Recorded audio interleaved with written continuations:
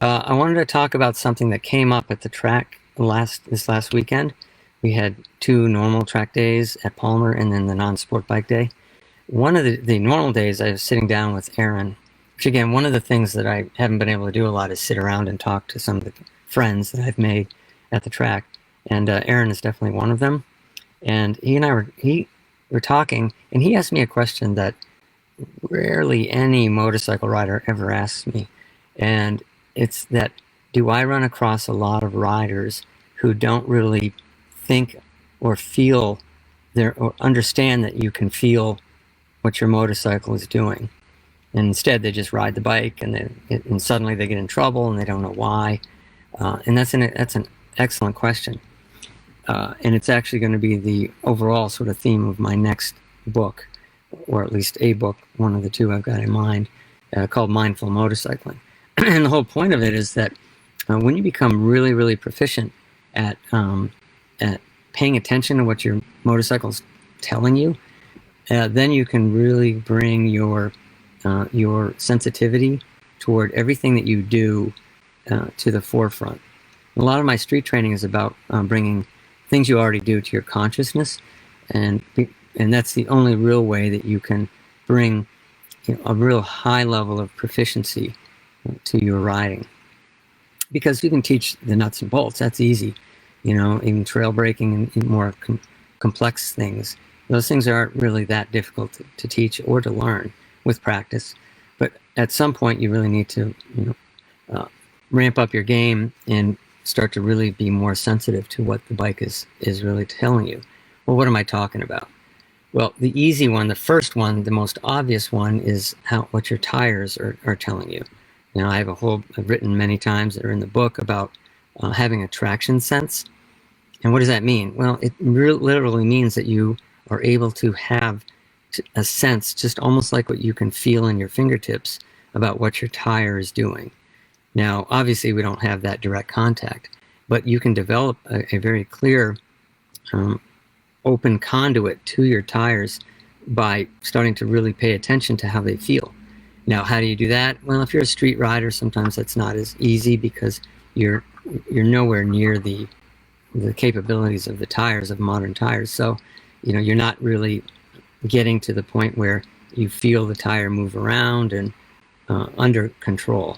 Now, you can certainly argue that when you've ridden in the rain and you feel the tire's not feeling really good, and that's the best way that you can start to communicate and learn about the language of that your tires are trying to communicate in. And people will say, "Oh, my tires just moved around a whole lot," and in reality, they're moving around nothing. It's just that your nerves, your proprioceptive system, is really sensitive to even being a little bit thrown off balance, and you have to understand that, so that you don't want to overreact when your tires start to wiggle, like on tar snakes or something like that. That would be an obvious or a real common time when you would feel your tires be disconcertingly unstable when it's hot, or maybe when it's wet, particularly. But you understand that the tires typically are riding over those more or less perpendicularly, even if it's sort of oblique. And it's only when you're riding on the tar snake for any given period of time and you're leaning that the tar snake is really going to give you any serious trouble. Now, just understanding the makeup of tires and how they gain or lose traction, so the knowledge is the first step. And then with that, you can then develop the sensation, and the understanding of what the tire is actually doing at the contact patch. And the basic part of that is that the tires, when they're warm, will interact with the texture of the pavement. So the pavement's got nooks and crannies, and the tires, when they get warm, will mesh with that, will really interlock with that, the nooks and crannies. And so, but that's why I understand when a tire feels not so good when the tire's cold, because it's hard. And depending on the tire that you have, some warm up quickly and some warm up pretty slowly. And it can change from brands and even models in a single brand. So on the racetrack, we know that. We feel that all the time. We'll go out on the racetrack on race tires, which are soft to begin with. And so you can go out there and on a cold day and you can roll around and it would feel okay. But if you start pushing it with it before the tires are really warm, you will have some trouble and you'll start to feel the bike pushing.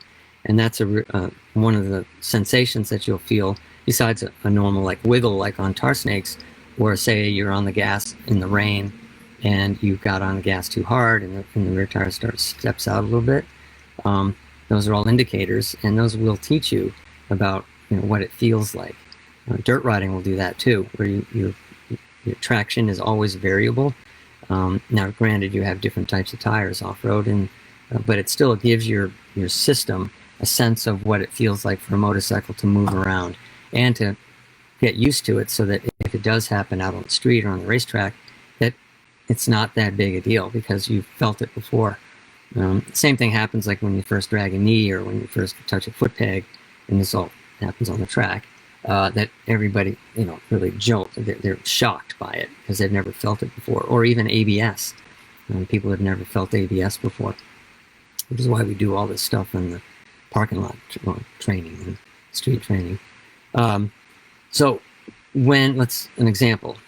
This last weekend I was following Paul, who's really, really fast, and he came around me and he towed me around. And so I picked up the pace on my Aprilia, came out of turn 1, and I got on the gas just a little bit earlier than I normally do, and the rear tire sort of just gave a little bit of a wiggle, and it got my attention. It's because I typically don't ride that hard on the racetrack, that I will lose traction when the tires are hot. And so I just posted that video on my YouTube channel, and you hear me fairly early in the video going, woo, and then, but if you rewind it and you look at it, you can't barely even see, because you can see the instruments in the windscreen of the motorcycle. You can barely even see it move at all. It's really, you have to look really hard, but it was enough to get my attention. So after that, when I went through there just as quickly. I was just more gradual and progressive with the throttle. And the traction control didn't really do much at that point because it was such a small wiggle. But again, the whole point is that the perception of it can feel very severe. And I hear street riders a lot say, oh, my tires, they're awful or something, I'm slipping, and realize that it would have to be a significant amount of sand or rain for you to actually, for it to be a huge problem. And people that crash in sand, they didn't see it coming. Oftentimes they get in it and they feel the wiggle, and then they chop the throttle or they grab the brakes, and that's what caused them to fall. Now, certainly there are times when you can go through sand in a corner and you don't reduce your lean angle when you go over the sand, and you're going to fall that way. So, but still, the whole idea is that you know what to do to manage the traction, and that comes from sensing your tires and knowing the knowledge of understanding how tires work and how they grip, and also then the knowledge about how to maintain your traction or manage the traction. See, some other points about that is just that you're going to be able to eventually feel the tires through your seat and through the handlebars and even through the foot pegs. Racers will have gloves that are very protective, but the palms will be rather thin. Oftentimes they're kangaroo or deer skin, because we can get real good sensation through the hand grips. Also, our boots are going to be a harder sole and not very thick.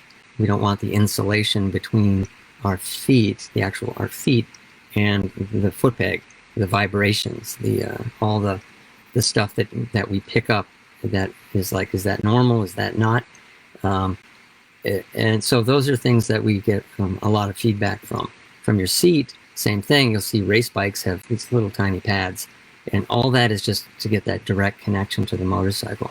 Now that's at a high level with racing, and same with knee pucks. The same thing. You get an idea of this last weekend. Also, my front tires slipped just a little bit because it was a little cold, and before I got it fully warmed up, and I was at a pretty good lean angle, and I went through the turn, and my knee was not touching the ground at that point, and just as it slipped, my knee touched.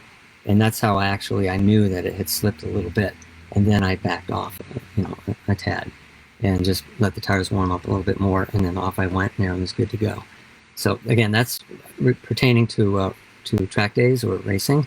On the street, you're going to also have that sensation, the opportunity to feel through your foot pegs, seat, and hand grips. But the insulation there is going to be greater. Typically, your boots are thicker and softer, and your seat is certainly a lot cushier, and the gloves you wear, are going to insulate. So that's just understand that that's a bit of a limitation. Now, how do you feel it? I'm talking about the seat and the foot pegs. You can, in the front, if the front tire is sliding a bit, the handlebar, the sense on your handlebars will start to feel a little vague. And on the track, particularly because we're cornering, I won't necessarily be able, it doesn't hook up, like the front tire doesn't hook up the way I would expect it. And so I miss apexes, or I run a little wide, or the bike just won't get turned quite as quickly. It's not that it's slipping, it's that it's sliding slightly, not even enough for me to really notice it. But I know that's what's happening. On the rear, it's because we get on the gas a little too hard, a little too early, and that would be, you can start to feel the rear just sort of get a little squirmy. And that's the same with street bikes. That's no different there. The bike, because the traction needs to be up to snuff for you to actually, like, say, countersteer with some authority, because as you countersteer, that front contact patch is steered out, and then it leans the bike in, and then you've got the lateral forces. And now if the lateral forces can't be, or if the traction isn't there to really manage that force, you're going to get a little slippage. Now, understand again that to have a knowledge of how traction works is that tires are always slipping a little bit. It's called a slip angle. And if you want to learn all about that stuff, Tony Fole has a book that's pretty, if you read it all, your head will explode. But it's really good information. You can just sort of pick and choose what you want to read. But there's a slip angle. And so for a tire to have the maximum grip, it actually has to slip a little bit. And it's only like, I forget what it is, 2 to 3%.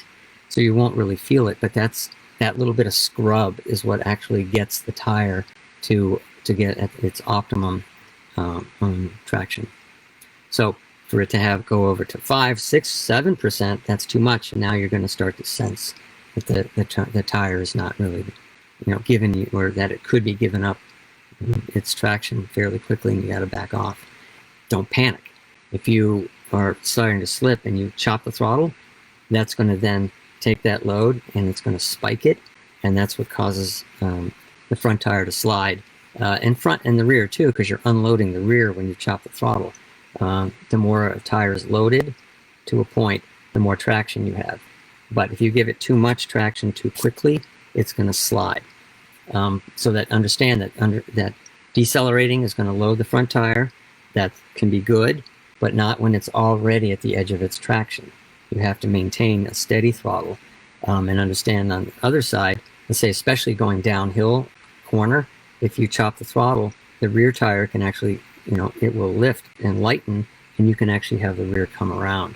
If you do it abruptly, if you do it, gradually, and you're not braking hard, and so you're not introducing abrupt changes, abrupt loads and traction.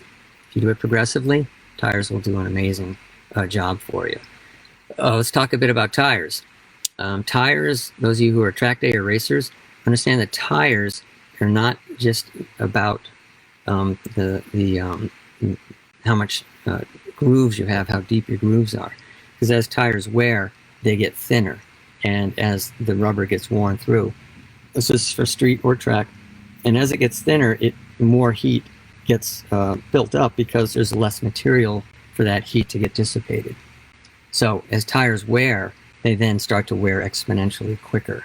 And the tire will then, not only will it wear so that you've got a funny shaped profile, but that it's going to then, the traction, the potential will change, because the tire is designed to get the optimum traction when it's new. Now, you've got an awful lot of miles before it gets there, but Just understand that if you're one of those riders that typically takes the tires to the wear bar, you do have a compromise with the amount of traction. So the feel, and the bike is communicating with you. We've talked about tires, and the chassis itself is also going to communicate with you when it comes to traction, particularly. I already mentioned the handlebars. In the seat, you're going to feel that little bit of imbalance. It's almost like if you're walking on ice and you're walking, everything's good, you're being careful, and then you get a little slip and you immediately kind of, pucker. That happens on the bike too, and you feel it through your body. And it's because you're seated on the seat that you'll feel it there first, because it will come through your core, and then you'll also feel it, in the handlebars and your foot pegs. So be attentive to it and be really mindful of it.